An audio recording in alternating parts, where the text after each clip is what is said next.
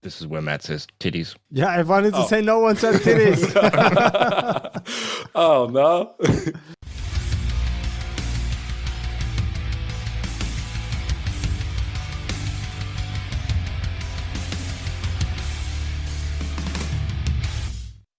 Work for Europe.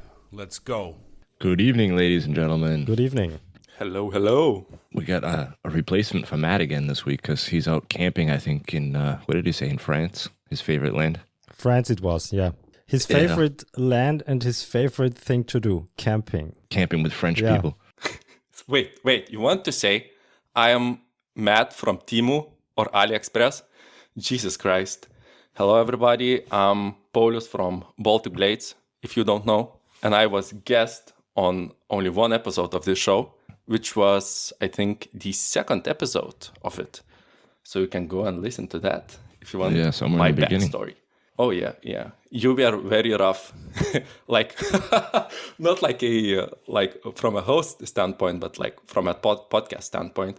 And I must say, listen, like, I break your balls all the time in the DMs about, you could do this better, you could do that better. But like the last two episodes, like the one with the Come On, and where Albert and Matt were together, these were chef's kiss, mamma mia. Very, very nice, very interesting episodes. So my hat's off to you. Thanks. We really appreciate that. You're gonna make Matt's head get bigger. Yeah. If he hears that. Oh, I am so sad that he's not here. I just wanted to break his balls so bad. But, well, I think I will do that when the time will come. And if he's not here, then he cannot talk back to me. So I can say whatever I want. Do you have a special message for him? Oh, yeah. But in due time. That's I guess it's a radio tease when we come about to it. And we will surely do. So let's do a little update from the last time you were on. You had just started going full time. How long have you been full time right now, and how is it going? Is it what you expected, or is it more difficult? When I was on here, it was like 3 weeks when I was full time, and now it's been like more than, I don't know. It was on November. So it's like more than half a year, I guess. And I got some very interesting DMs from other makers who are full-time. And they said, oh, don't worry, the honeymoon will wear off. And you won't be like as joyful about it. And it will just become your work, But it's still super fun. It's still super rewarding. I find that I'm not like the very typical knife maker, I would say, that I can see on Instagram, or at least that I follow, because most of what I follow are like one-off makers, or like, I would say, artisans. And I myself, I focus more into the production side, and I'm trying to bridge the gap between making something my own and then doing more of a working in a production environment and not doing custom orders and developing models that I just do revisions based on feedback. So I feel like I'm in this like limbo point where I don't see a lot of people that are, in the industry like myself, or at least I don't follow, or, well, maybe they don't share as much on the social medias. But I find it still very super rewarding because I do what I love and I don't do custom work, which is very great. Yeah, I would say the closest I can think of off the top of my head was another guest that we had, Chris from Forge Works. I think you guys are pretty similar in your batch work and I know him. Chris? Dude, yeah. Chris, I love you, my man. I love you. I love the reels and the memes that you send me in my Instagram DMs. He's a very great dude, and I really like his work.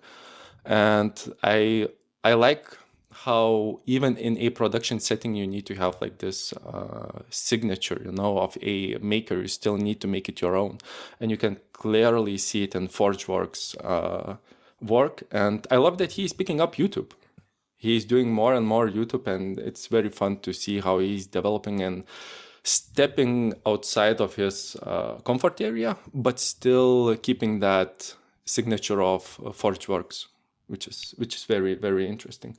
And I wanted to talk about about one topic, and this is actually finally you guys will talk about knives, I guess, in a couple good few episodes, because I did not find any effect on myself about it. And there is this like term that is going around in the podcasting area and knife making world. It's the scary knife maker bubble.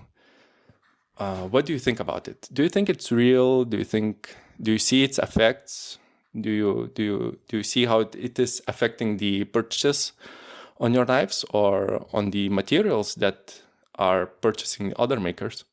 You mean like that we're all like kind of stuck in our own space and only know the people in like on our Instagram pages, our followers and shit like that? Or what do you mean? No, it's not the social bubble, but actually the and I am doing air quotes, the explosion of knife maker bubble, where the sales are super down, where there are a big influx on new makers, which drive the price down. At least it's the hypothesis, and a lot of like really good makers are not seeing the business that is there. At least some, not all. I know some that are doing very well, but still I was interested about your take on that. Have you heard about it?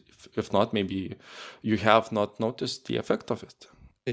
Yeah, I know what you mean. I would say for me as a material supplier, anyway, these 2 months like June and July are kind of slow anyway for sales. I guess most people are going into vacation time, and it's hot as hell. If you living in a hot area, you don't want to be working in the forge in these temperatures and stuff like that. But as for knife sales and things, I couldn't really tell you about that. Albert would know more.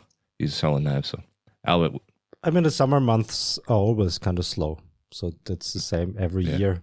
Because as you said, people are on vacations and are gone and they're saving money for their vacations also.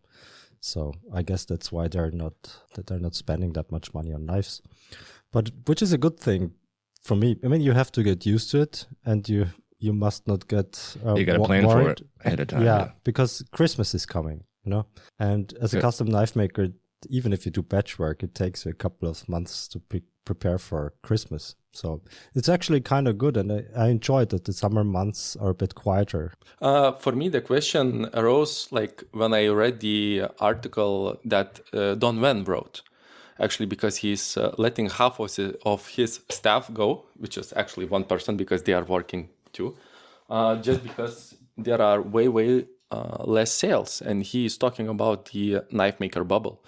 And I thought to myself, is this really that is something that is affecting me? Is it just a justification on, low sales? And the Brian House, he's always talking about the hammock effect and the June, July low sales. Yeah. And me, like this is my first July as a full-time knife maker, and I must say, May was one of the best months that I ever had, and July is the worst month that I ever had, but it was expected. Thanks to the Brian House for letting me know that this will come, and it is purely logical, because people are on vacations, they are on the seaside, and they are not on social media or not spending money to buy some novelty stuff. They are just spending on vacation. But that is a different thing than a downturn, the projected downturn in the whole area in this, knife maker world, let's say, where people just notice that there is a downturn. And my opinion is that I don't notice it, and I don't think that's real. And it's really... Like for me, even if it is real, I'm not really afraid of it because I just started as a full-time knife maker. It's not even 1 year. And what is great and what is super scary for me, it's like, Albert, your situation where you have like this huge facility, many power hammers. I don't know, 14, 15, or how many do you have? We have six working power hammers, and we're selling one, so we have 7 now in the shop. Yeah, so it's super scary because the rent, the all of the overhead that you could possibly have as a, like, let's say in my place, a production knife maker, it could be huge. But now, as I am currently working alone, it's super small. So even if, let's say, storm come, a huge financial crisis, I think I could weather it, be it like 3 or 4 years of low income. And look, my expenses are low. I don't care.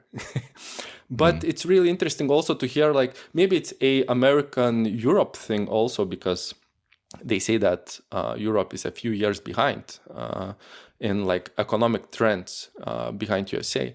And like you, Keith, you don't see any, how do you say, out of the ordinary drops on sales, you know? And what I hear from other proclaimed number one podcasts about knives, they say that they can see in the marketplace a lot of people going out of business and selling their grinders. So maybe there is something to come, but I just wanted to get your opinion on that. I think with the huge, with the rapid growth of new knife makers, a lot of people, especially in America, where the stuff is so easy to get, they wanted to be a knife maker. And if you want to be the best knife maker, you got to have the best equipment. So they go out, spend a bunch of money, don't know how to use the stuff, or don't really get, maybe don't get the results they want and kind of give up. So you'll have a bunch of people that do that, and then they end up selling the whole shop. So I think that's probably why you're starting to see more people selling like the whole shop, tools and equipment all at once. Back to the bubble kind of thing though, it's starting to sound like we're repeating Brian, but for me as the supplier, I have the lowest sales June, July, and that's when I spend the most money, because when it slows down, I'm working on new projects, looking for new places to get material, looking for to add new kinds of material to my shop. We got working on with Albert and Matt on a couple of big projects. So I spent a shitload of money the last 2 months. So I'm like way into the red for June and July, but it's year 5 for me. So I know every year that it's coming. And May was my best month this year too. So it usually is. May is usually the best. And then it just like cuts in half your sales for June, July. Hell yeah. Making money. But I would say maybe because we are in this more comfortable position, because you are a supplier of materials and you are working on side projects, and I am more like production based guy, you know, and I do what I like and I try to sell it at a reasonable price.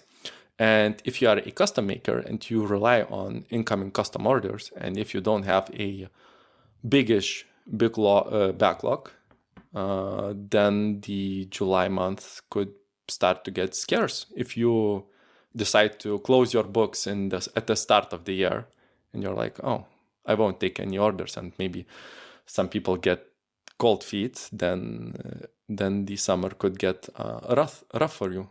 And I myself, I really enjoy the calm of less orders, because like you, I can work on different projects and put in the R&D work and developing other of my models, which is like, Jesus Christ, it's a lot of time.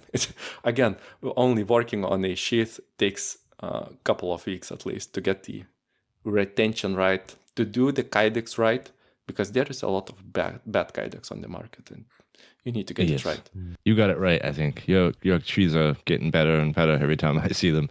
So you can see that you put a lot of time and thought into that. Yeah, thank you. And you also have one of my knives, if I remember correctly. You have the SFK,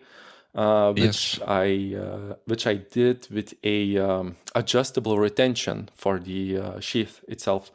And I got some feedback from a lot of users, because I like to make my knives to be used, you know, and they can use it as they like.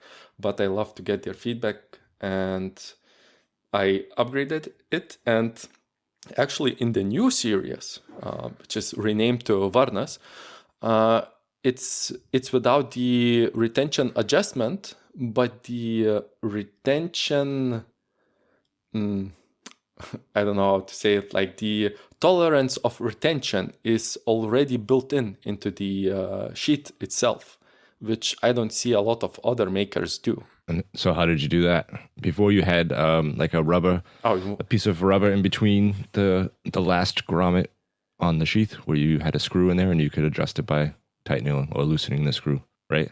Mm-hmm. Oh, you want me to spill the beans and tell all the good things that I spent so many years doing? Okay. I thought you already had it on the market. You were ready to Oh tell yeah, us. of course I have it. But yeah. Listen. You have to put in a lot of work to do it. But like the retention grommet, you need to think about how the retention actually works on the Kydex sheath. And everybody thinks like you mentioned before, like the sell-off of the grinders, maybe it's because people are not getting the results that they want. I feel like a lot of people look at YouTube, see time lapses, and look people that are very proficient at doing stuff, and they say, look, it takes only 5 minutes to get great results. And it's so easy, and you just do that, you just put it against the grinder, and everything is perfect. But in reality, even grinding with a jig takes skill, time, and effort to learn, and you won't get that in 1 day or 2 days. And even, look, I will share it, how I do it, but I feel like people still need to get, to do the work, to get in the reps, and experience. Even with the knowledge, even with the knowledge that I will share quickly, they still need to do the work. So basically, the first version and the adjustable retention, how it works. All of my Kydex sheets are made by vacuum forming, and I make 3D molds of the knife. So if you would imagine 2 halves of the knife laid out on a plastic block, I would say, I just CNC machine it and use it as a mold for the Kydex in the vacuum press.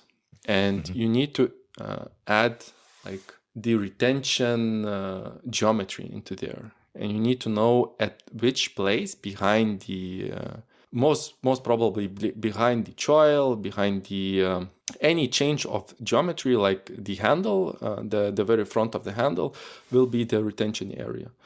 And you need to have this gouge not too deep and not too shallow to have adequate click. But the adjustable retention is very useful when you have you don't use surface ground metal. You don't surface ground, and it has basically a thickness tolerance, and that tolerance is around from 0.1 to 0.3 millimeters, which is kind of sounds small, but it is a lot if you want to reduce the rattle that the knife has inside the sheath.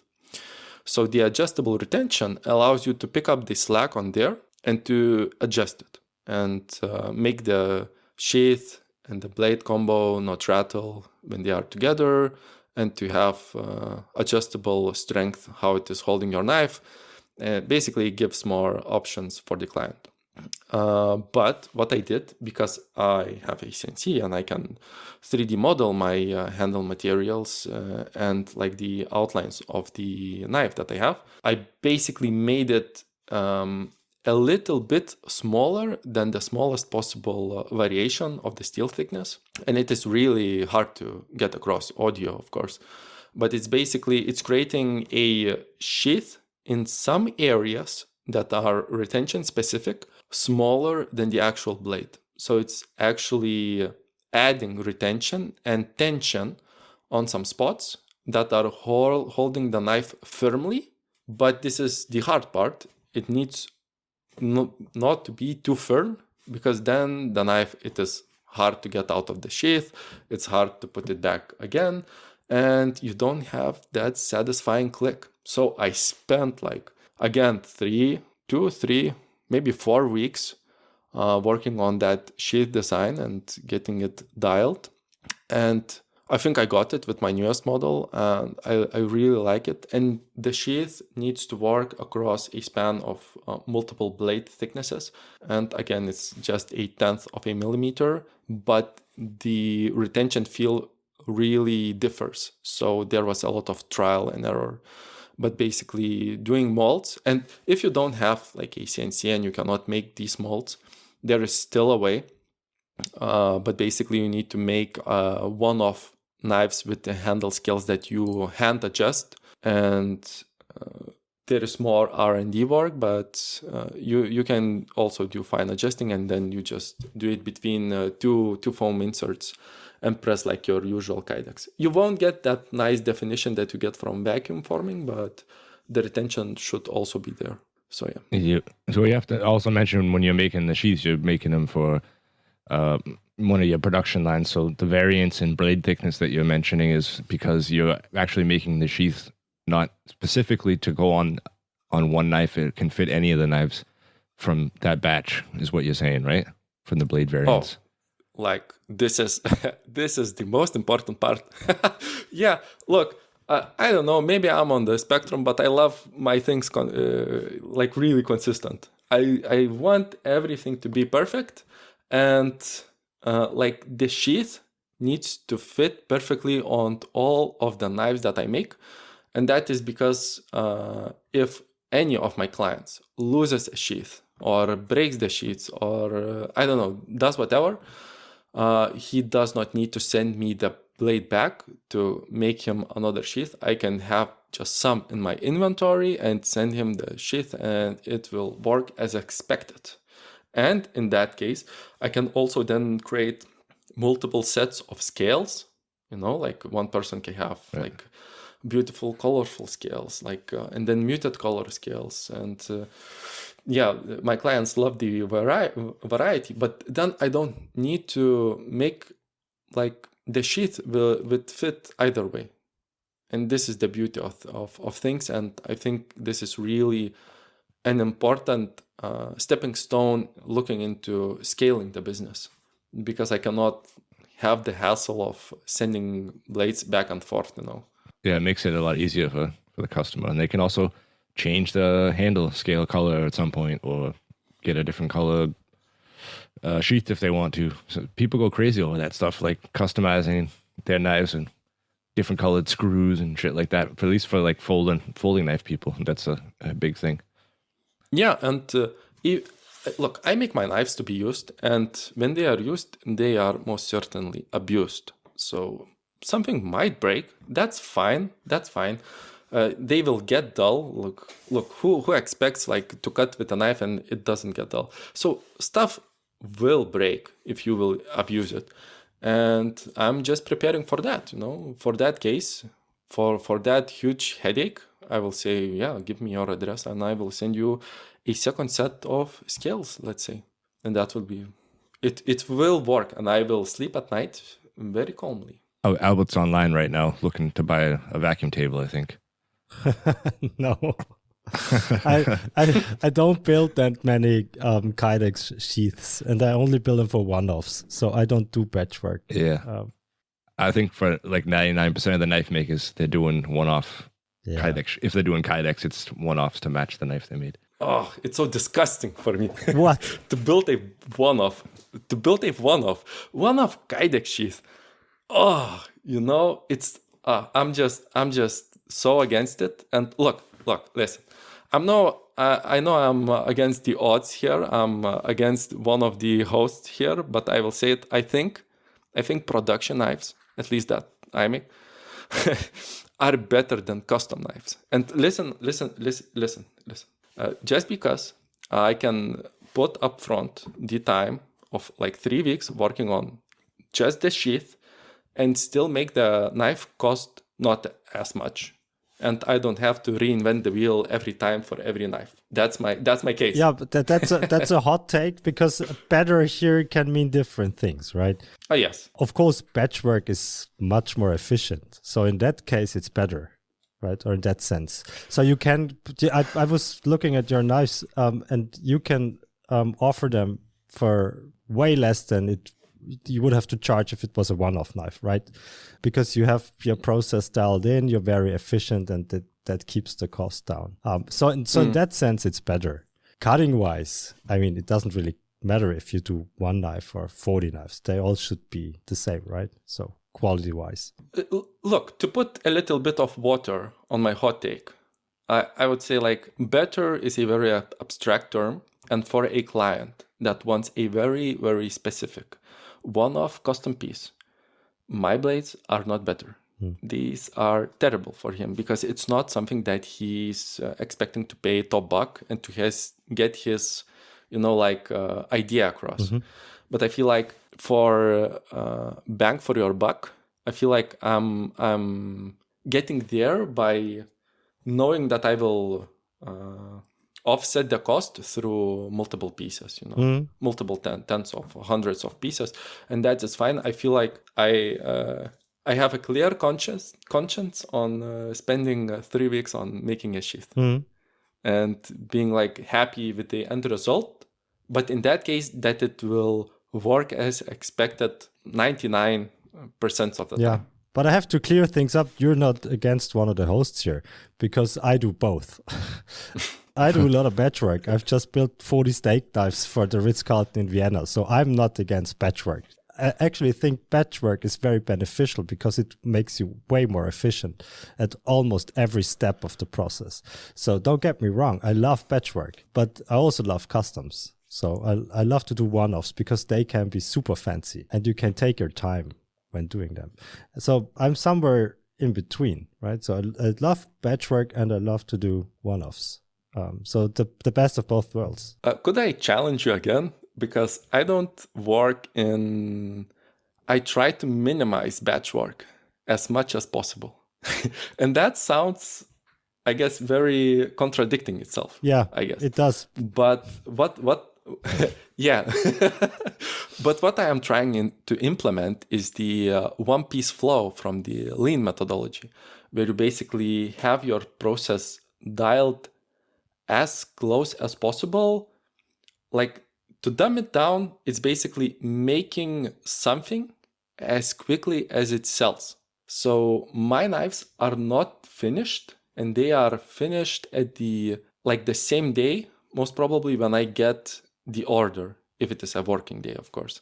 And what I mean by that is like there are just a tiny amount of inventory, the tiniest amount of inventory that I could have in like finished blades, not finished handles, but like handle material in between, like cut into like squares that I could make into a handle, and then when I get the orders, then I finish the blade, then I finish the knife, and I try to have as little of a batch as possible. And there are some processes, that I cannot have like them make me one piece. Like I outsource laser cutting from a sheet of steel. So basically I just buy one sheet, they laser cut it, but this is a fixed cost. Let's say I get like 40 knives from one sheet. So this I need to pay. Then I try and minimize it as much as possible. And let's say I send only 10 to my heat treater, which I also outsource, but he's like top in Lithuania. He's one of the greatest multi-generation heat treater here. And I know he will do it fairly quickly. So I sent out only 10, and I have 10 heat treated blanks that are almost finished. And this allows me as a small business owner only to pay for the 40 cutout blanks and only the 10 heat treated knives, and not to have like this huge amount of money tied into like all big 40 knives batch, That's very smart. Yeah. Yeah. So I try to do that, and that's very contradictory to itself, and I basically what I do, I have finished just a few, like in inventory currently I have like 5 blade blanks that are not sharpened but ground.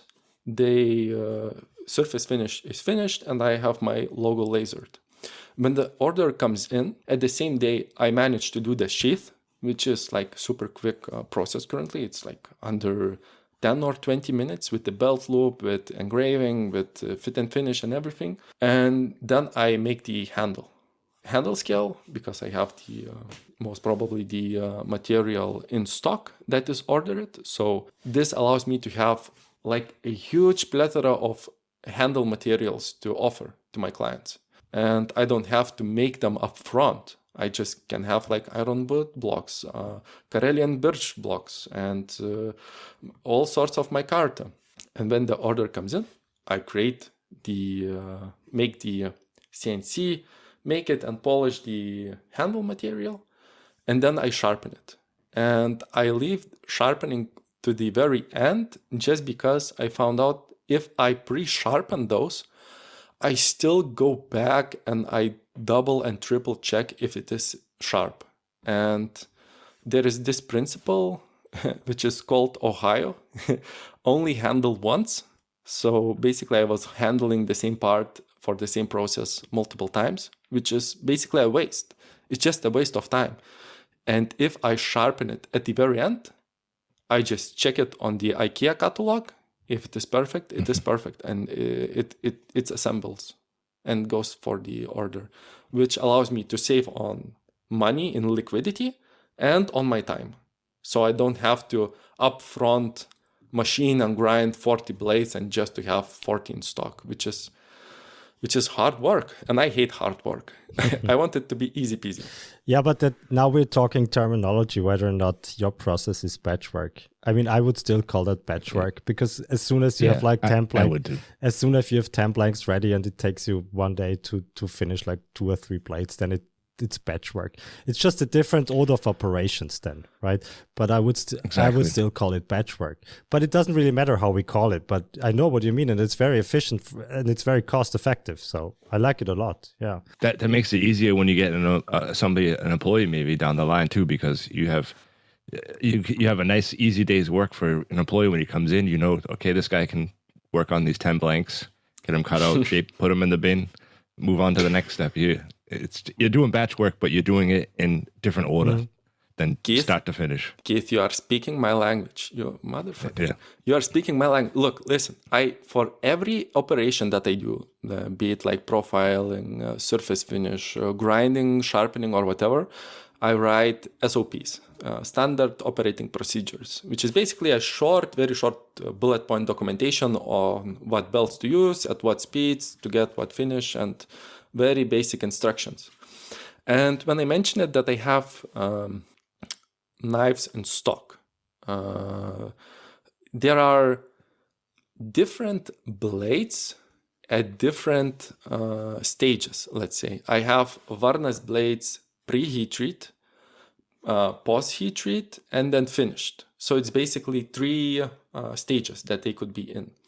And I created using free tools this easy inventory system where I implemented barcode scanning, and basically I have specific boxes on where these blanks are in. And if you see that there is no blades in that box, there is a sticker with a barcode. You scan the barcode, it creates in the system a ticket that needs to be done, like basically in a professional kitchen, an order. And that order contains the SOPs that, like the procedures that the employee would need to use to make what needs to be in that box. So basically I have in the same place a Kanban, a simple inventory system, and how to make them. So I guess for the listeners, this sounds really freaking boring, but for me, this is super interesting. That's awesome. And that's awesome. Yeah. You're one efficient motherfucker. Holy shit. It's so professional. It used to be a computer programmer, I believe, right? So that's probably where most of their shit comes from. Look, listen, no. Look, fuck you. No, it's not that. I hated programming, and basically what I did, I used online available tools that are free to make this, and you need zero programming. like no programming Yeah. skills needed. Yeah. But the mindset is very organized. I mean, that's surprisingly organized for a knife maker, because we all know knife makers and we all know their shops and we all know how they work and how it looks like. So you are so organized. That's scaring. I think I might be German or Austrian maybe, but no. Let's not get into this. Yeah. yeah. At least not at this show. No. Oh, Jesus Christ. Why Matt is not here and at that fucking France? But look, listen. I said I am no ordinary knife maker. I feel like I'm at this point where I don't see a lot of people doing what I do. Mm-hmm. And yes, of course, I have some a few buddies, and Benjamin, come on, you are one of them, that he's also very, very organized, and he does the same with the SOPs. And we have like huge, long Instagram DMs threads with voice messages, like multiple tens of those. We said we could start a podcast, but we would get banned about that. So, yeah. I think Ben is like I don't know how he gets any work done, because everybody I talk to is like, oh yeah, I just text Ben Camone all the time, back and forth. He's always telling me how to do or giving me ideas, or I think he's just on the DM all the time, all day long. Yeah, sometimes Ben.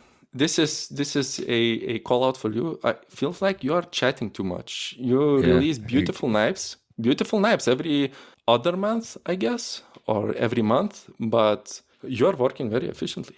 He could probably double that if he shut his phone off once in a while. I feel like but to be honest, sometimes he just gets into a talkative mood. He sometimes you don't hear from him. He's working. He's in that space. But sometimes he's it's so nice. Actually, it's super fun to. He's one of the not many people that have a similar efficient mindset. Looking at this as a business, and like I feel like knife making itself, you can come from so many viewpoints to it. You can come from like classes and education. You can educate other people that just want to make something, or you are just very intrigued in the creation of something, the artistic side. And then there is this autistic side of organization and making it as efficient as possible, and looking at it as a business, as a I would actually call myself more of not a knife maker, but maybe a manufacturer, if that makes sense. Mm-hmm. Yeah, I think it's important to not get too attached to the knife that you're making, like the final product. The more important part is the organization, the time management. You have to kind of think of what you're doing as selling the working process that you're doing, not actually the finished knife at the end. Because when you get attached to it, then you start spending so much extra time fucking around with little shit that nobody cares about, and before you know it, you got like 40 hours into a knife. You can't sell it to make a profit that way. Yeah, product is the process. Like right. Yeah, if your process is consistent, if you like, I love to use the analogy of a restaurant, where you go in on Monday and you get a beautiful steak, maybe with mashed potatoes, and everything is fine and delicious and great. Then you come on Friday and there is another chef. He makes the same steak, but you just like it a little bit less, and it's not like the first one. And then on the next week, you are in doubt. If you want to come here, you will get the good steak or the mediocre steak, which is very, very hard to tell. And this is the same with knives, I would say. If you have a clean shop, a clean process, you know what you need to do, even if you are doing something that you did not do for half a year. You have the instructions how to do it. You don't have to rebuild your muscle memory. You will make the same consistent, beautiful knife that you designed. And what I hate to see in my knives, and I still see it, but I want to minimize it as much as possible, it's the difference between Monday and Friday knives, where you lack the motivation, where you are, I will just take it more easy, less concentrated. I will just pay less attention. And if you pay less attention when you are doing the let's say the plunges, you fuck up the knife. It looks subpar, which then is on you. If you want to sleep calmly, you won't sell it. If you want to stay an extra hour, you will try and fix it. Or you will try to sell as it is and say it is a blemish. But that is what I dislike, and I try to minimize it and try to create jigs everywhere where it is possible. Monday should be plunge day then, when you're nice and fresh. No. I hate Mondays also. I'm not. Look, I love working for myself because I can sleep in. You know, this is not like I don't hustle and grind. You know, I want to be making great knives every day of the week and not being too tired at the end of the day and spending time with my fiance. I want the life like that, you know, and I want my employees to have like the day like that. Because if I would be running with my hair on fire and be like, oh, I'm in such a rush, I need to fix that, oh, I just created, you know, some blem knives and I need to fix those, then if I get an employee, he won't alleviate those problems. There will be two persons with hair on fire. But walk us through a process. So you said that you have the blanks laser cut. What about the handle scales? Do you cut them yourself, or do you have them CNC milled, or how does it work? Okay. The process is pretty lengthy, but I will try to give you The short version. Yeah. An hour later. But basically laser cut the blanks, and some critical advice is to anneal those blanks when they are after they are being cut, because there is this heat affected zone. If you don't remove it, you will those will become bananas when you heat treat. You need to remove that. Of course, but why don't you have a water jet cut? I mean, that would avoid expensive. Okay. Expensive. Okay. That's expensive. Look, listen. It's like 3-4 times more expensive. It's a slow process, and there is the proper term is curve. The cut is not straight. Basically, it's trapezoidal. It is at an angle. Yeah. Mm-hmm. Yeah. Unless the facility has a 5-axis water jet, but it's done way more expensive. So I basically choose the quick option, and that I have available, which is basically a kilometer from my house. And, and I have a wonderful guy that works here, you know.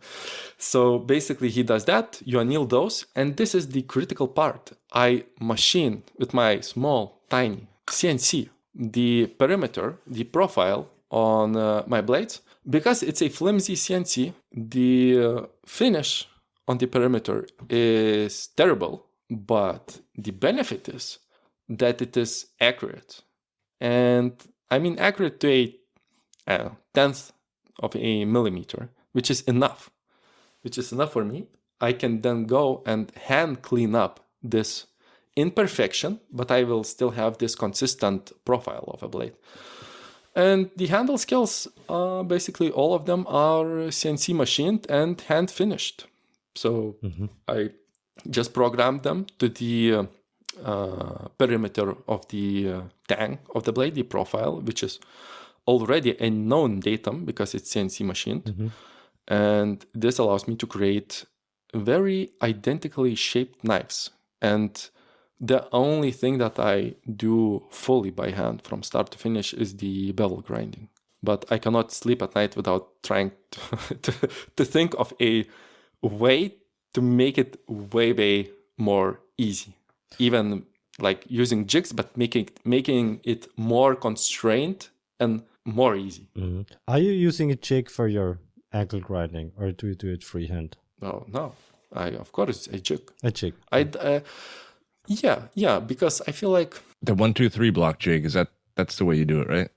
Oh, dude, I have upgraded. I made it way better, way better. But the spirit of it is basically the same, you know. It's basically a hold knife that the blade is accessible from both sides with a belt grinder. So it's easy to switch from one side to another side. And there is a 3D printed outline of the knife. So the knife, it's always held at the same angle. So basically the plunge line will be the same angle. And I have created jigs that adjust the platen at the same angle every time. So I get the same edge geometry every time. If I hit the same height of the blade, well, to some certain degree, if the blade steel is a little bit thicker, then I need to get a little bit, like, the grind needs to be a little bit higher to get the same edge thickness. But this is very good only for, let's say, rougher blades, the camping, military blades that I am doing. And for kitchen knives, that is not very optimal, I would say. It's a different beast, a kitchen knife to grind. Which one do you like grinding better? I don't like grinding. I don't like grinding at all. But I like grinding outdoors knives way more than kitchen knives. I feel like there is look, kitchen knives take way more time. It's way more difficult, and you need to be very smart about your heat management. And because if you look at the kitchen knife, the blade itself, it's way higher. The height is way bigger. So we have way bigger surface area that is contacting the platen when you are grinding. So it creates way more heat, and you need to grind way thinner. The stock is way thinner. So the conductive capacity of like how much heat the blade can take, it's way less. So you need to dunk it into water way more, and it's way messy. And yeah, no, I don't like it. I don't like it. So you just need water cooling. You got to get a misting system. I saw what Benjamin has, the grail of kitchen knife grinding. It's so good, but I don't know. I don't. I found myself in, especially making knives for military in Lithuania, military serving people. I find like, I would say this is the main purpose why I'm doing this. It's basically to create. It's not like I love knife making itself, but behind knife making, I feel like, and I would love to hear your takes, because Keith, you sometimes make a knife, and Albert, you are a professional like part-time professional knife maker. Full-time. Actually, full-time? I thought you were part-time. No. Okay. So for me, it is I feel like in the past work that I did not find a lot of meaning, you know, like working at a tech company that is Germany-based, that is multi-million company, that I am working on a project that multiple millions of users are using, and I did not find any, fulfillment. I felt like just a cog that needs to, answer to his superiors and reach some arbitrary milestone every OKR, and Jesus Christ, that sounds even boring telling about it. And I found... You have, at the end of the day, you don't have anything you can hold in your hand to see, this is what I finished, this is what I did today. Like, you don't know what you've accomplished. You just type in the keyboard all day long. Exactly. Yeah. Exactly. And when I made knives, when I started making those, Jesus Christ, I loved it, like, by my pure imagination and stubbornness and will of power, because I was like, for 12 years, I was a software developer. I did not know how to use an angle grinder, Jesus Christ. And making my very first knife-shaped object was like taking raw materials and transforming them through my stubbornness and vision into something that they might never supposed to be. And this act of creation, something that should not also be beautiful, but also practical, was a huge driver for me. And I found that the deeper I went into knife making, I found about the manufacturing side and about the processes that go into manufacturing, which I talked about. I found more and more passion and love for that. And I'm building this just because I want to give other people like me meaning in their life, to creating jobs that they would find, meaningful. And this does not end by making them, employed. It's also by creating a product that is appealing to the local market, which is basically Lithuania.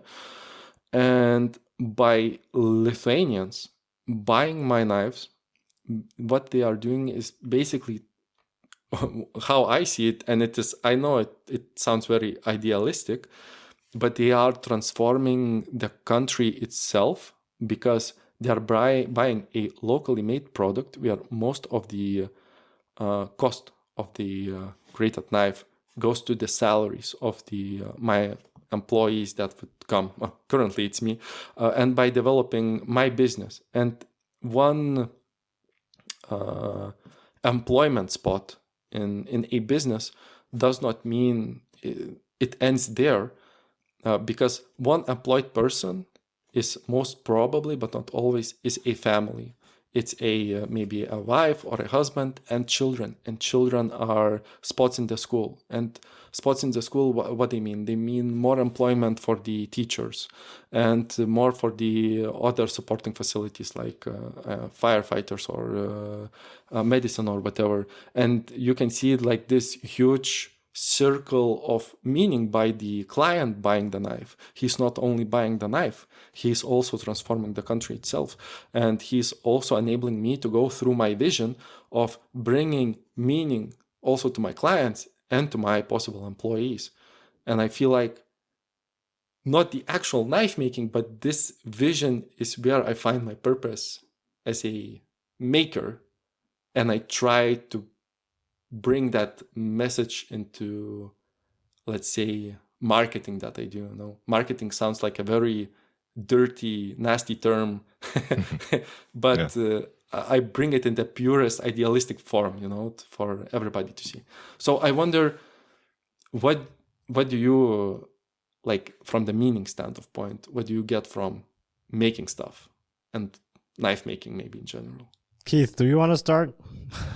No, go for it. I mean, what I love about knife making, we're not only making knives, but we're also doing Damascus and stuff. But what I love about knife making is that it's an expression of your own creativity, right? So you have an idea, and if you have the skills to make it, then you can make your idea become a product for which people are paying good money for. So that's what I love about knife making, that you have an idea and you can make a product. Same with the other things we do. Same with the Damascus we do, or the tools we build. You have an idea, you test it, and then you bring it to market. And if people like it, then we are even happier. That's what I like about it. And of course, we also like the local aspect you were mentioning.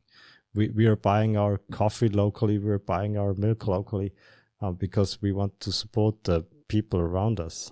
I mean, that's, I think, a very natural thing for humans to do. So, and that's what ties the society together, I think. I would say for me, the fizz comes in when, like you said, creating tools. I think you developed the ox grip. The ox grip and the knife vise designated. There's many, yeah. Mm-hmm. And when you create that tool and you see it in use, there is something magical. Yeah, yeah, it's awesome. Like, it's and some people feel ashamed for, like, I sharpen my knives for free that I made for my customers, and they sometimes feel ashamed and like to send them in. But what I really like is to see my knife abused. To see it being used and to see it beaten up. Then you should. This means then that you should send me one. I would. I would love to, because look, it means like you did something right. Yeah. Because it's being used. Maybe it's comfortable. Maybe it was somewhere near the person, which means that maybe the sheath is comfortable and he's carrying it. And that means it's just being used, and it enabled the person to do something that he wouldn't do otherwise, or maybe used something else, but he chose your thing because it was there and he liked it. Mm-hmm. So that's why I love to see. It doesn't matter, is it chipped, is the end broken, I will fix it up. It doesn't matter. But for me, it's so good. Mm-hmm. Yeah, I think it's the same thing for all the knife makers or anybody that makes something by hand. They're doing something from start to finish, their own design. They're working out the kinks, they're working out design flaws, and they're all making a product that you hope everybody likes, but really in the end of it, you're doing it for your own personal satisfaction. There's nothing better than like having a finished product in hand at the end of the day or the end of the week. So you can actually see something and hold it and see what you've done all week, like what you've accomplished, I guess. And maybe that goes back for me even a little bit deeper, being the youngest of 3 children, if you want to go deep, where you're always looking for approval from everybody. Maybe that's why I always do things like by hand. Every sport I've ever played was always like an individual sport, like the last child syndrome kind of thing. Oh, I'm the first child, but I kind of you're hitting deep. You're hitting deep. I know. I can tell you by the organization that my brother's the exact same way as you. And I was going to ask you. I was gonna ask you because you talked about your fiance. How crazy do you drive your fiance at home with this like rigid schedule of how things have to be? Like I can imagine your house. You got your shoes lined up. They all need to be in perfect order, straight line by color, size. Do you go that deep into everything? Yeah, let's go. I like it. I would say I'm very lucky at this point because she is also a web developer. So she has some organizational tendencies too. Mm-hmm. So we are sometimes vibing, doing like, look, honey, I will restructure how we are doing groceries and how we are storing basmati rice, or buckwheat. That's so interesting and sexy, And sometimes it's too much for her. And especially when it comes to shoes, You cannot organize your fiance's shoes, and you shouldn't do that. I don't advise it. Yeah, that's not a good idea. Yeah, but so living together with these tendencies, it's fine. I feel like this, like you need to look at the goal of it, and the whole goal of it is saving the most valuable resource, which is human brain power. And I want to create as simple as possible structure around myself for daily tasks that are repeating. So I don't have to think about those. And I can use my brain for creativity and maybe somewhere where it is needed, in problem solving, because every day we have just so many points to spend on decision making. So I don't want to, to have like to decide, should we buy trash bags now or are we good for the next week? So we basically create a very simplistic, super simplistic Kanban system, which is you have a spreadsheet trash for that? bags.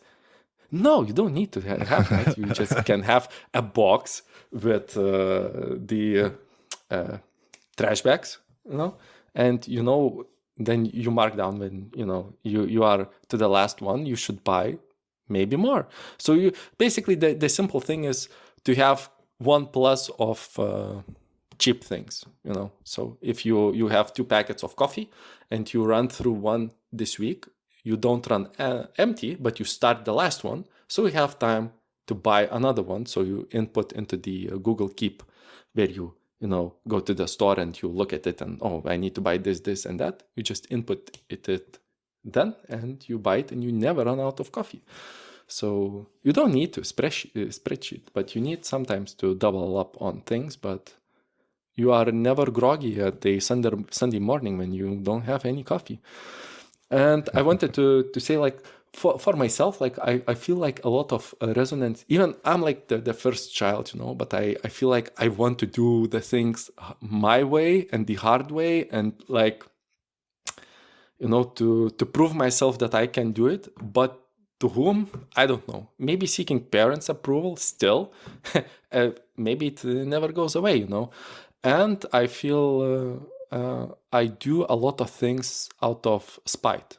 It's a big driver for myself, where people maybe show that they don't believe in myself. This is like lighting a huge fire in my locomotive, which gives me like locomotion. It's a huge motivator for me to proving someone wrong that I can do it. But that does not give me the end purpose. The end purpose is way bigger, and that gives you more drive. Yeah, but like I would say, it thickens my armor of stubbornness, where I persevere through doing 3 weeks spending on making a sheath. That is a painful process, but I feel like I need to celebrate my birthday when I went full time, because it's my second birthday, because I feel like I found the purpose, the main thing that brings the biggest reward to my life currently, which I did not have for the past 30 years, I guess. Not being satisfied with what you do at your day job, which is like you spend your week Monday to Friday, and you have the weekend, which basically it's Friday, it's fun, Saturday, it's a hangover, and on Sunday, it's the worst day of the whole week, because you are mentally preparing for Monday, where you need to go to your job. Working for the weekends.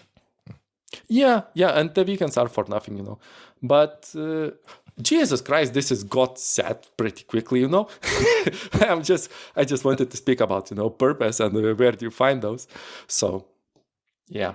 Yeah, I had the same problem. I mean, I still have when I started. A lot of people like not really thinking that I was going to be anything, or not listening to what I was saying. I still have people like friends and family, when I tell them got a knife show. I just came back from a knife show, and they'll be like, "Oh, did you sell any knives?" And I'm like, I really don't sell knives. I have this big business, in case you haven't seen, where I sell all these supplies and stuff. That's what I was doing at the show.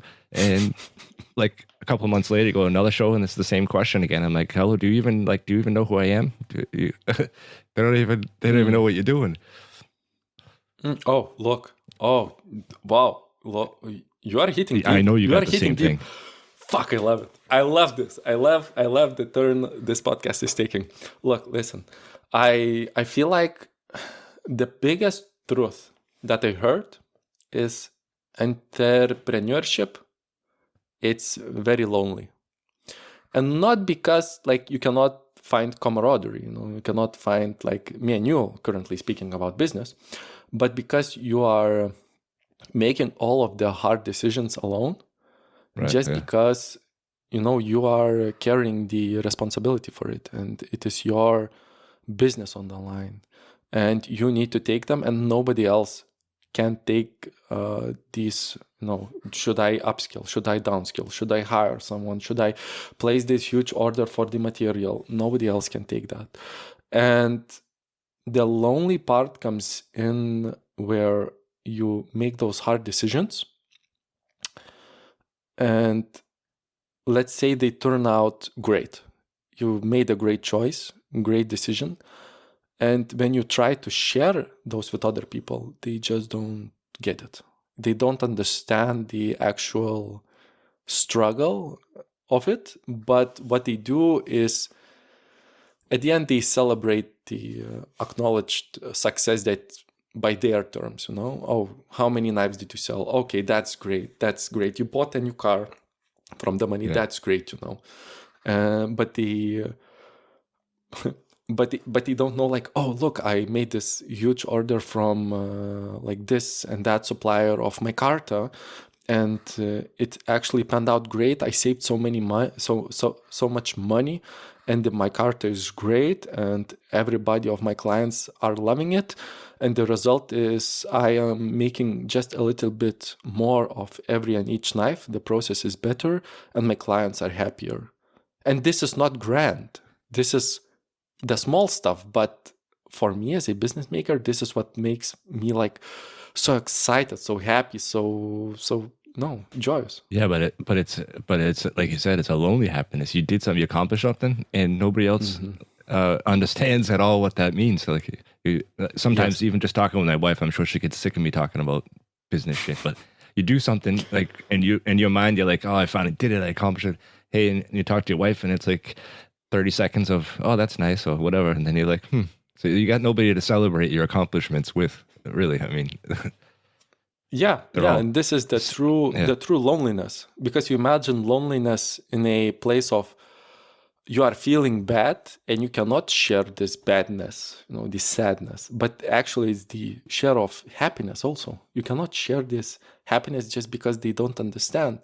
And like the unsolicited advice, from people that you love, the close ones, and they don't understand that when you say this won't work and you don't say anything else, it means like you thought about it 100 times from 100 perspectives. This is not like you take this like, easy thought and you just put it out there. I am trying to fall asleep and still, counting, calibrating, and thinking about how to improve everything and make it more efficient, or maybe remove some parts of the process from so many angles that for me, it's even hard to articulate why I reject the idea, because there is so many things at fault there, and there are so many things not taken into consideration, Just make more knives, make more cheaper knives, and everybody will buy it. But people then don't think about marketing, how I try to position this as a company. What's the idea of the company? What's the mission of it? Do I want to sell something that takes similar amount of time to make for less, just because I can make less money out of it and work more? Or, just things like these. And then it gets lonely. Albert should have some something to say about this, the doctor of philosophy. No, I'm not. My internet is bugging out on me. I could barely hear you.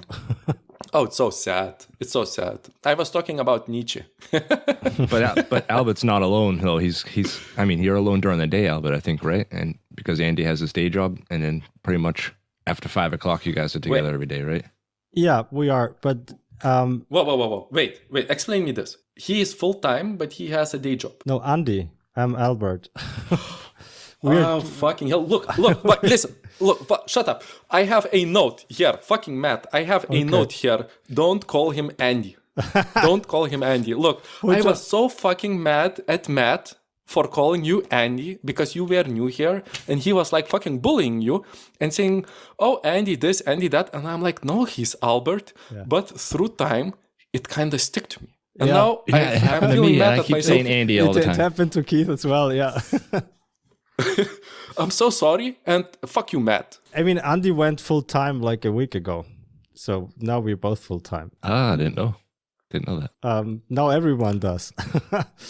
So you guys both just went full-time with no shop? No, we found a new shop, but that's for another show and for another day. Yeah. He's going to edit that out. No. do the bleep thing. Do the bleep thing. I love the bleep thing. Oh, it was so intriguing. And I'm like, he's going to say it. He's going to say it. Beep. Oh, shit.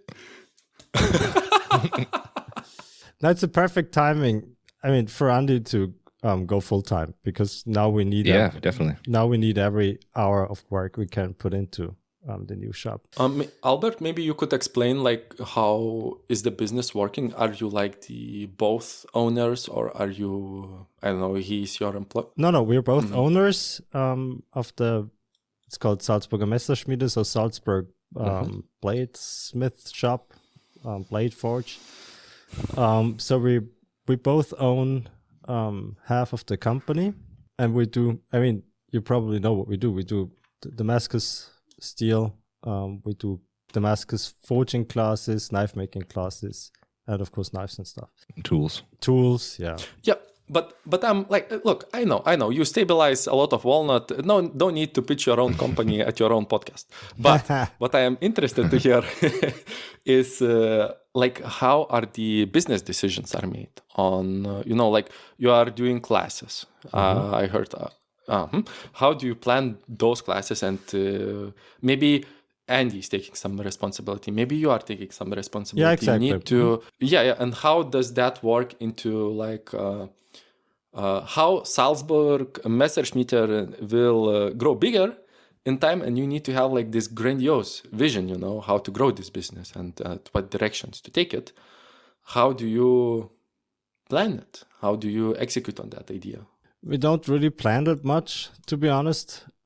We have a working business model, and when it comes to decisions, if we spend, like, say, money, or let's say a lot of money, we have a contract which is legally binding, and in the contract it says both that decisions have to be made together, so unanimously, basically.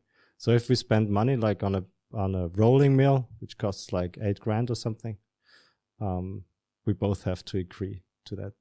That's in our contract. I mean, since we run the company together, we have this, what's it called? This business type. It's called offene Gesellschaft, which means there's at least two Gesellschafter, which means people usually, and they have to come up with a contract which is legally binding, and that's what we did. Which is pretty smart. You guys were friends before you started the business together, right? Yeah, we were. Yeah. Sorry to interrupt, but I have another note. It's so stupid, but I feel like I listen to a lot of podcasts, and I feel like a lot of podcasts have a reoccurring themes, or reoccurring things where you could play a drinking game. And I have noted like hustle and grind. Every time, almost every episode, they mention being on the spectrum or having ADHD or neurodivergent. For Work for It Europe, I have two things. One is less common than the other. So the less common thing is you talking about the Austrian painter, which is happens almost every episode.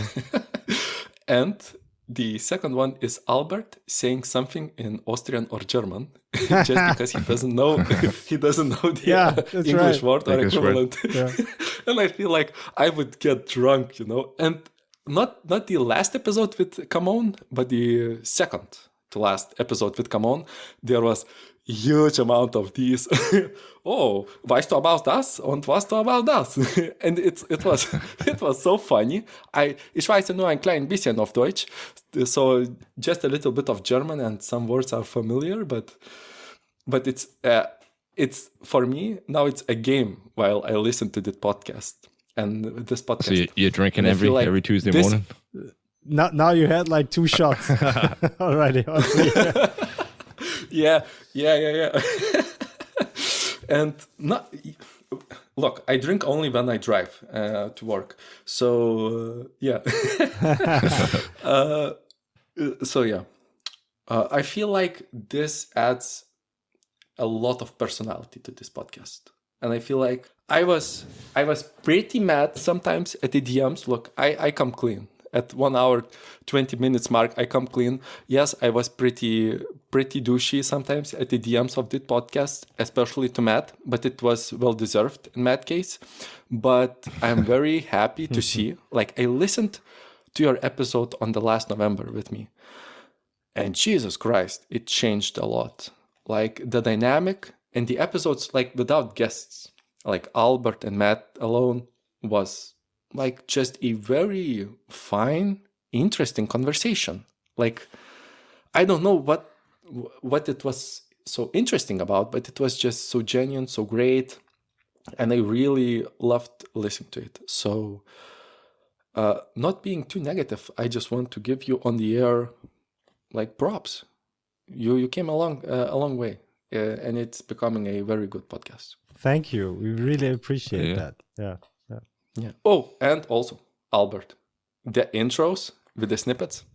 Mamma mia, Yeah. chef's kiss. I love it. I love it. It was very strange when this started and nothing played. No intro.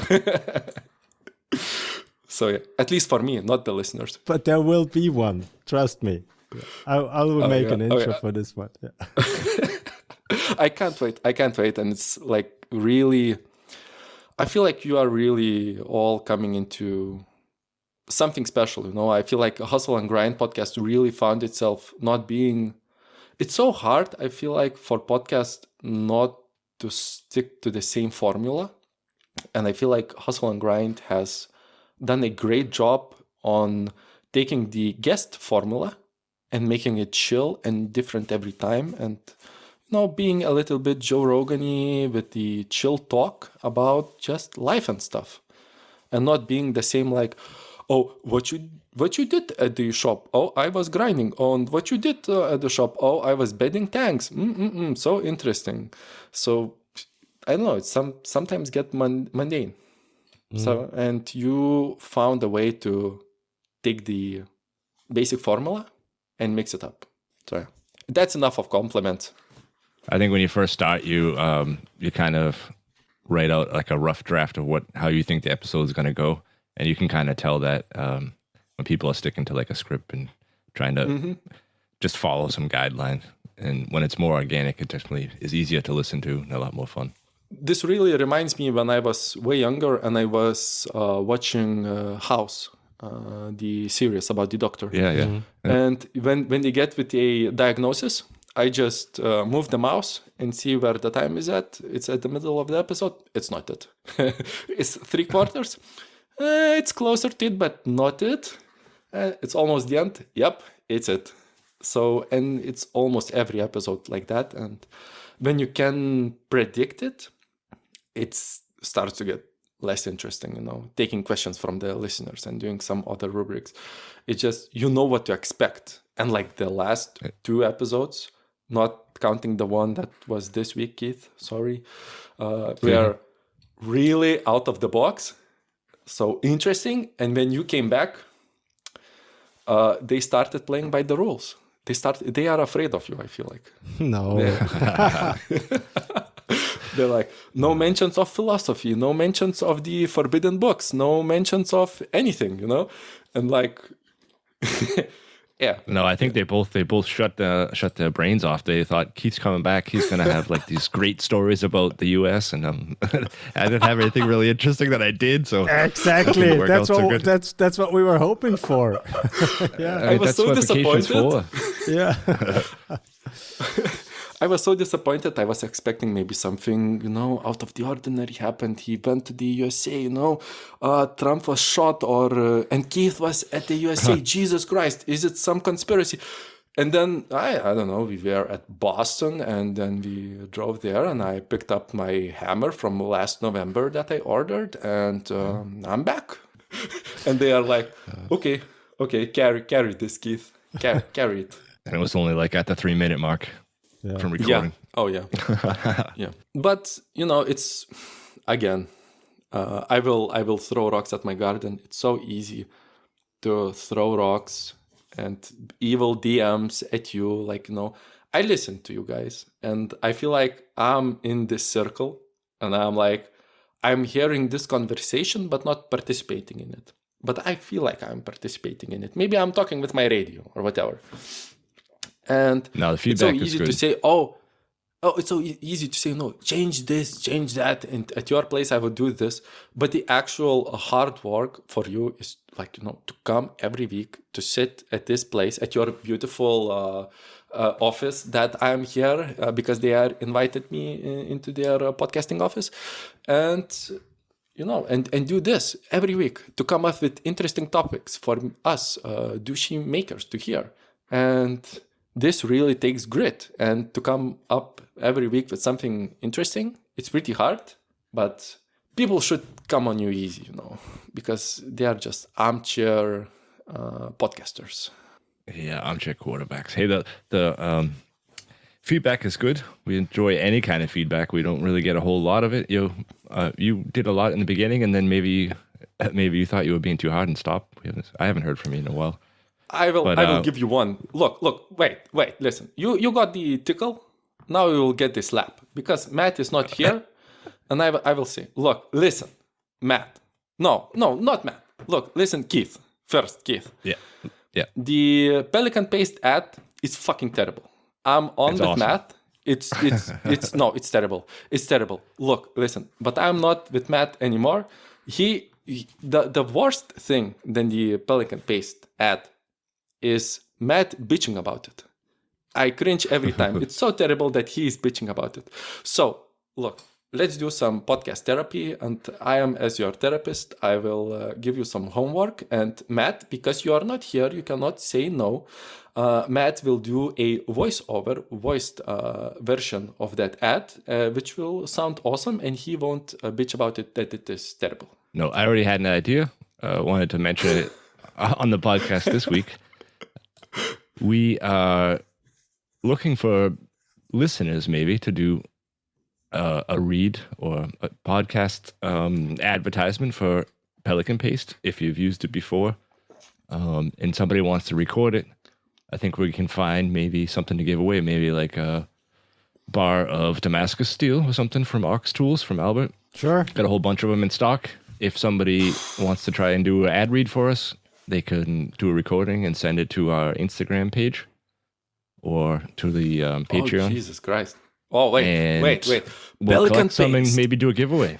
Pelican Paste is the best paste out there. You can use the hard shell wax to protect your Damascus steel. You can use the soft wax to apply to any handle materials, and it penetrates so nice. And don't forget your puny knife maker hands, because you have this beautiful hand salve that you could use every time that you leave your shop, and your wife won't say anything about your stinky hands. That will be beautiful after the Pelican oh shit.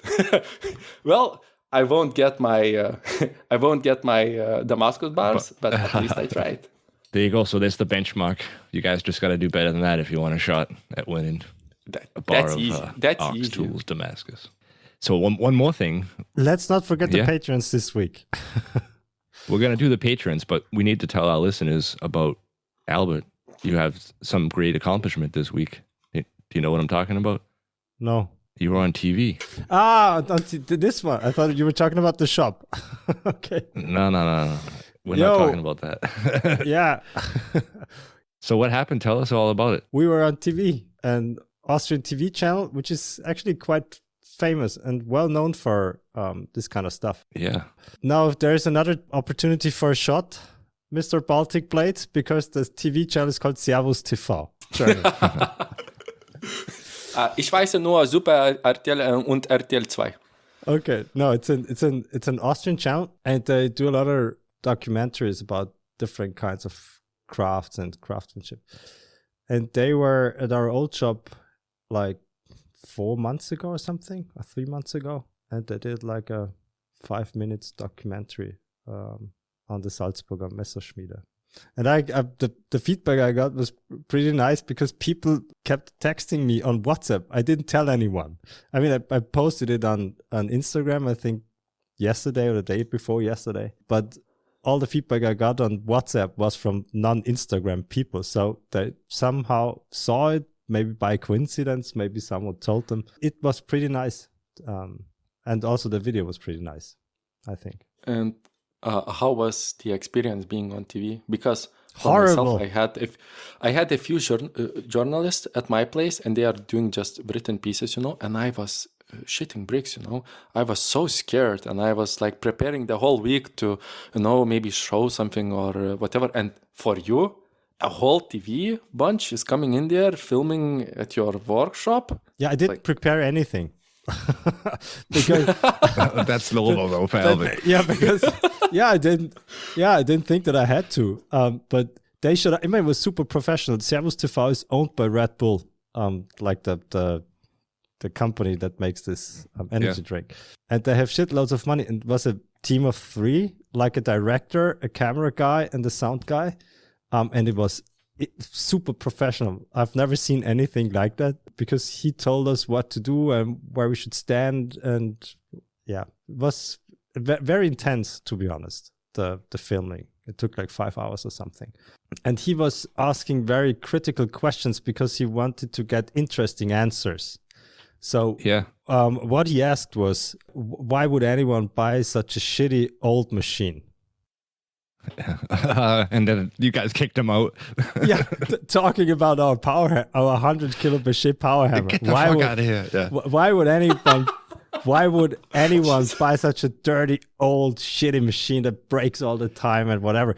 And that's why he got the answers he got, and the answers in the final video are pretty good, because I said at some point I said it's not the die's fault that it comes loose, Right? We're just using the wrong die and the wrong angle, so we just have to make new dies for it. So. And then Andy said, sometimes a bolt or a screw gets loose, and then he's like pouring in oil into the hammer, taking care of it. Yeah, no, it was me. I was pouring oil into the hammer. Yeah, but Andy was fixing the screw. Yeah. So this guy who did he's quite famous. I didn't know that before, to be honest, but I did some research after the filming, and this director is very well known, and he did some pretty great stuff. So, but I didn't know that before he showed up at our shop. But it was an intense experience, and I'm pretty happy with the final video, because he also did some research, and he called me when they did the voiceover. He was doing research on Damascus steel online, and there's so much bullshit written online about Damascus, and he kept fact checking with me almost everything that's in the final video. He called me, said, "Can I say that?" I said, "No, you can't, because that's not true." That's bullshit. That's good. I know that there's some people online who say that or whatever. Yeah. So he was fact checking with me whether or not he can say that. So that's why, from a metallurgical point of view, almost everything that's in the final video is correct, right? So that you have to use heavy machinery, heavy power hammers to keep the heats down, or the number of heats down, because decarb and stuff is happening less when you have heavy machines. So that's all in the final video, and that's all because we talked so much about what's actually happening when you're forging. Yeah. No, I'm very happy with that. Yeah, and it's quite an honor, to be honest, to get such a video made. You are breaking my expectations, Albert. You weren't punctual. I thought you were very punctual, and you did not prepare anything for 5-hour presentation. And Keith actually sent me a link to it, and it says, "Dieser Inhalt ist in Ihrem Land nicht verfügbar." So I cannot look at it. I downloaded the video. I can send you the video, but it's in German. I would love to see it. No problem. Ich verstehe ein klein bisschen Deutsch. Good, It's all fine. It's all fine. I'll figure it out. Good. So Albert's gonna send me the video, because I haven't tried to mess with it yet, and I'll figure out how to get like English subtitles on it, and I'm gonna put it on my website on the Ox Tools section, so people can see what you guys are doing and how the shop works and all that kind of stuff. Get to see the people behind the steel they're buying. But I don't know about the copyright thing, right, Keith? Because we don't own the... They can come find me. Okay, good. Then it's your problem. Good. I like that. Put it online. Good. Yeah. Maybe you could use some AI program just to do some subtitles and then translate it. Good. Oh. So Patreons. We got new Patreons. I think last week Matt read them all out. We got Christoph Stiegler from Kanji Knives, Sven from Njord Artisan, Johan Fagerlund from Fagerlund Bladesmith, Travis Haynes from Bird Forge and the maker of Pelican Paste, Roy Rutten, Shay Dashon, Paul Balletta from Balletta Handmade, Mr. Coy Baker from Baker Forge and Tool, Pin Von Delft from Von Delft Woods, Alex Greenaway from Tretton Knives, Cardoso Knives, Bob Workman from the Shoe Shed, Richard Schultz, Fingal Ferguson, Oliver Tobin from Tobin Machines, and Cochran Knives. So thanks to all the patrons for the support. If you guys want to help the show, you like what you hear, go to patreon.com, and you can find us on WFI Europe Podcast. And now back to the show. I must say, the second time here, it is way less scary. The first time, it was my very first podcast, and thank you for taking me in. And I was super scared. And it was only like 10 minutes, 15 minutes of talking on air, and I was like, oh Jesus, what I'm going to say. And now it feels like, I don't know, maybe because I listened to a lot of your episodes, I feel like, I don't know, it feels fun. It feels good. When you feel like you know the people you're talking to, it just goes a little easier. And you've done a couple of podcasts since then, right? Or one at least, right? You were on Hustle and Grind? Yeah, I was on Hustle and Grind, and it was actually a great experience. Again, I always ask about if I should prepare something, because I also came here prepared. Even Keith said, no, nothing is needed. I wrote some bullet points and etc. But I loved their operation. And I was also on a radio show in Lithuania, which wasn't live. It was edited, but still, recording it. It's like, I am afraid of public speaking, but I don't know. It's just, when you know the people, it's like way easier. It's just a nice chat with your buddies, Nice. We got something new coming out for our Patreon page too, a little teaser. So we can't show you guys yet, but we're working on a new banner. I have the guy who does some artwork for me. I've had a couple t-shirt editions and some handle material out of paper macarta with designs and stuff. He's the guy that was doing the designs for me, and he's going to be making a new banner for the Patreon page. And maybe we'll put together a t-shirt for some of our Patreon supporters. We'll see how it comes out. Albert's seen some of the rough drafts. I think they're coming out good. It's going to be cool. Oh, and I have a question about the contest, about the Pelican Paste ad. Yeah. Is there No, any, you didn't like, win. No, fuck. Oh. Yeah, go ahead. Okay. Like, is there a specific text, or you can just freeball it? I think it's better if we don't give them any kind of I don't know. I think you guys should just say whatever you would like to say about Pelican Oil, as long as it's something positive and you enjoy it, how you use it, maybe where you use it or where you got it, or anything. We'll just pick out the one we like and give you some steel to try out, I guess. I don't know. Didn't really put a whole lot of thought into it. I'm just looking for something organic. And one request: ban Brian House. That motherfucker with his sexy voice, he cannot participate in this because he will win.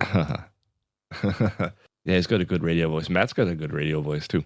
Yeah, I agree. Mm-hmm. That's why I suggested him. Duh. You suggested him. Yeah, I did. It was a challenge for him to do it, and don't bitch about how terrible it is. That'll be the hardest part for him, I think. Not bitching about it. Okay. No, look, I feel sorry for him now. No, he made a tremendous progress, and he took this small Alex Jones that lives inside of him, put it in a jar, and dug a huge hole and put it down there. He's under control with it, and now he's a Christian, so it's fine. That's right. Yeah. Yeah, if he's camping out in France, and maybe he finishes listening to those Bible episodes he missed out on. The Psalms put him to sleep 30 hours. I just thought it was funny that you can. It's like I don't want to get into it. Never mind, forget it. Yeah. You can't just pick and choose what you think is okay out of the Bible. So he kind of just did the same thing. You know what I mean? Oh, That's basically what I meant. Yeah. Listen. I will be here and say you can pick and choose. You can pick and choose. From all of the philosophy, you can pick and choose. You don't need to stick to something like one thing, because that's stupid. That's who is so radical and sticks only to one thing. Let's not get into this. Okay. Yeah, right. I tried, Matt. I tried. I tried to defend you. He's gonna pick up right where you left off when he comes back. Don't worry about it. I'm sure he will. Yeah. And that's why we listen to you all, because the diverse personalities. So it's getting an hour and 43 minutes. I gotta go in 15 minutes, guys. So we're gonna have to wrap this one up. Yeah, let's wrap it up. Yeah. So, Baltic Blades, thanks again for joining us. And for all the people who didn't listen to you the first time, where can we find you and get your knives?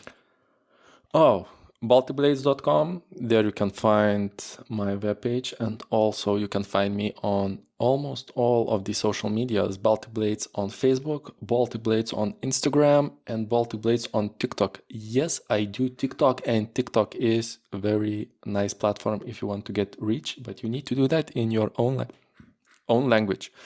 And you can also find me on YouTube because my channel is not dead and I am doing occasional updates about my business. So if you are interested on business related manners and updates about productivity and how I make my process more efficient, you should hit my YouTube. And if you want funny, entertaining, small man speaking in Lithuanian, just go to my TikTok. So thank you guys. This was a great opportunity. I love your podcast. And thank you for inviting me again.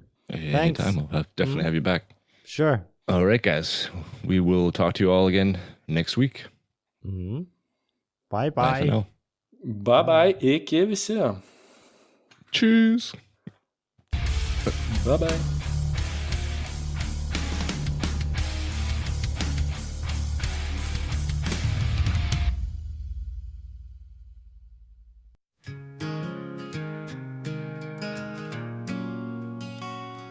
Down in a small town where folks love to chat lives a man named Matt Baker, you can bet on that. He's the best welder this side of the bay, but he disagrees with every word we say. From politics to weather, he takes a stand. He's got an opinion, a lot in the sand, but when it comes to welding, he's the cream of the crop. No one's better, no, he'll never stop. Oh, Matt Baker, you're a puzzle for sure. With every argument you're looking to cure, but there's a secret that you keep so sly. You dream of a Tesla when you close your eyes. At the bar with the boys, he's never quite wrong. His voice rings louder than any old song. Yet behind the bravado in the dead of the night, he surfs the web for electric car sites. His hands are rough and his heart is true, always the first to try something new. But deep in his soul when no one's around, the thought of a Tesla just makes his heart pound. Oh, Matt Baker, you're a puzzle for sure. With every argument you're looking to cure, but there's a secret that you keep so sly. You dream of a Tesla when you close your eyes.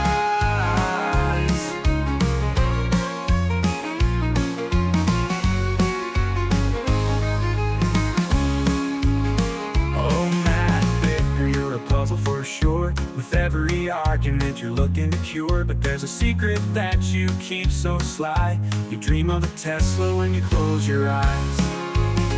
Oh, Matt Baker, you're a puzzle for sure. With every argument you're looking to cure, but there's a secret that you keep so sly. You dream of a Tesla when you close your eyes.